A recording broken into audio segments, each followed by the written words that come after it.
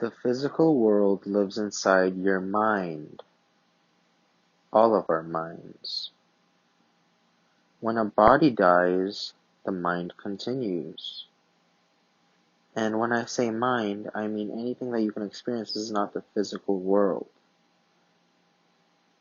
When a body is created inside the mind, some of the mind needs to watch that body. If it is your body, some of your mind watches it, and that is your soul. But your mind watches everything. Some of your mind watches every other soul in the world. Remember, the mind holds the physical world within it, not vice versa. Every other some of their mind watches your soul. In this way, many minds can exist side by side but never even see each other.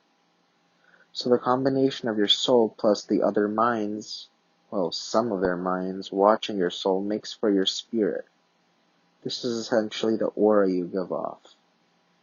And when people think about you, that is their thought of you, and the aura you give off is what they think of you.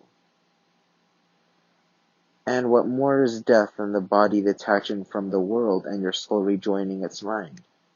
You see, but your mind doesn't stop watching the other souls that exist, and then you get a new body.